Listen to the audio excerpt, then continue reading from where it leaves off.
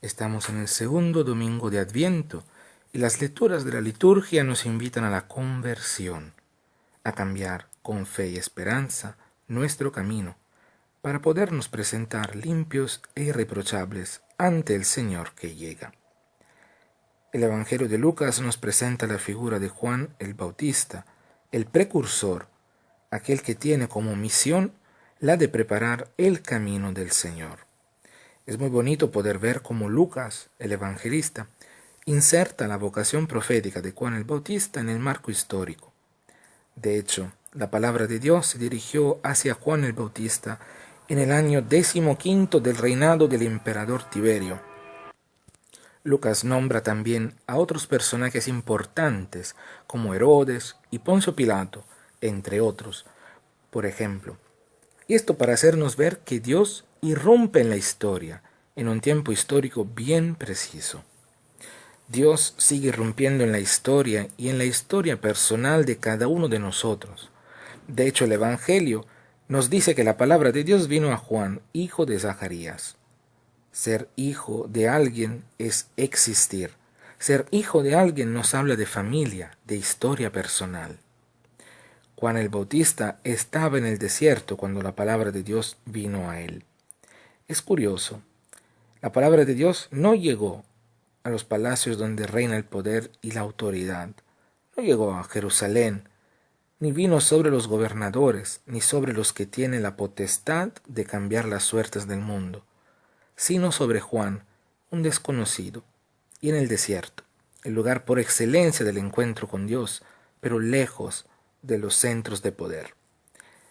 Porque nuestro Dios es un Dios diferente, es un Dios que cambia los valores del mundo, a los pobres, a los insignificantes, a los despreciados y humillados, a los que no cuentan nada a los ojos de los que tienen el poder. Él se manifiesta. Y así Juan empieza a recorrer toda la comarca del Jordán, predicando un bautismo de conversión para el perdón de los pecados. Juan el Bautista vive y actualiza lo que el profeta Isaías, algunos siglos antes, había profetizado, porque ha sido esta voz que clama en el desierto y que invita a preparar el camino del Señor. Pero, ¿qué cosa significa e implica concretamente para nosotros hoy esta profecía de Isaías aplicada a Juan el Bautista?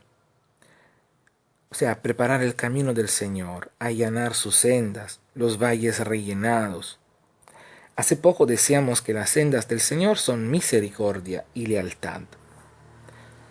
Pero si vamos a ver nuestra realidad actual, no es difícil entender que la misericordia y la lealtad brillan por su ausencia. Necesitamos cambiar. Necesitamos volver a ser humanos. Necesitamos llegar a ser lo que Dios quiere que seamos, felices.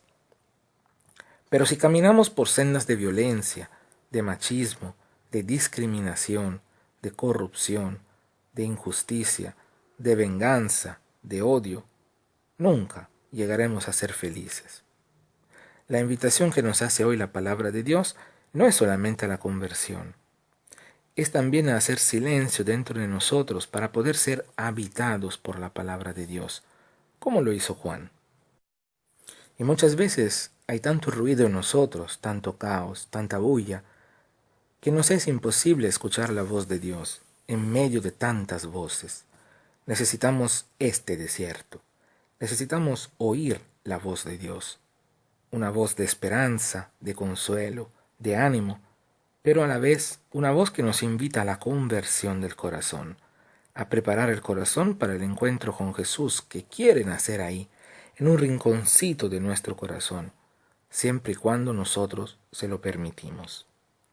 Solo cuando hay silencio en nosotros podemos escuchar la palabra de Dios que siempre nos invita a desinstalarnos, a ponernos en marcha, en movimiento, a salir de nosotros mismos y de la zona de confort donde muchas veces nos hemos encerrado con tantos candados.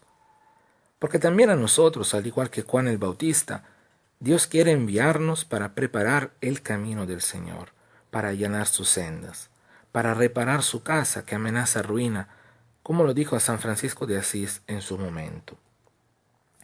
Pablo, En el fragmento de su carta a los Filipenses, que leemos como segunda lectura este domingo, nos anima con su certeza esperanzadora.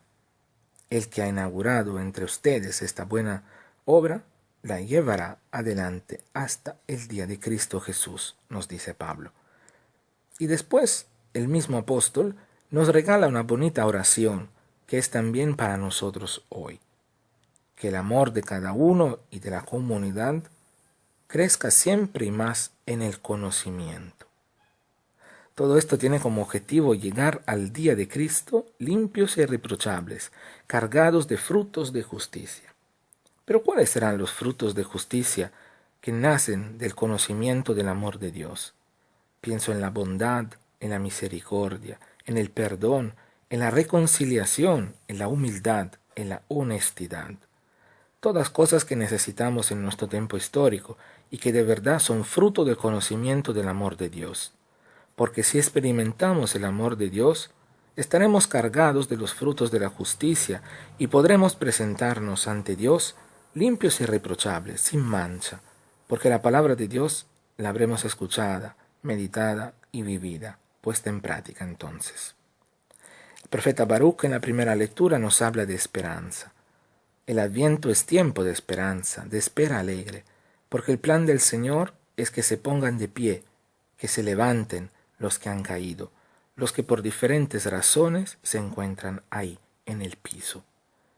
Por eso el profeta Baruch anuncia al pueblo de Israel la alegre esperanza de que su suerte cambiará, de que nuestra suerte cambiará, de que hay que despojarse del vestido de luto y de aflicción para poderse revestir con el traje de gala que Dios, nuestro Dios, nos concede. Porque con el salmista también nosotros hoy podemos cantar. Los que sembraban con lágrimas cosechan entre cantares. Y lo podemos cantar porque es algo que hemos experimentado y seguimos experimentando en nuestra vida diaria.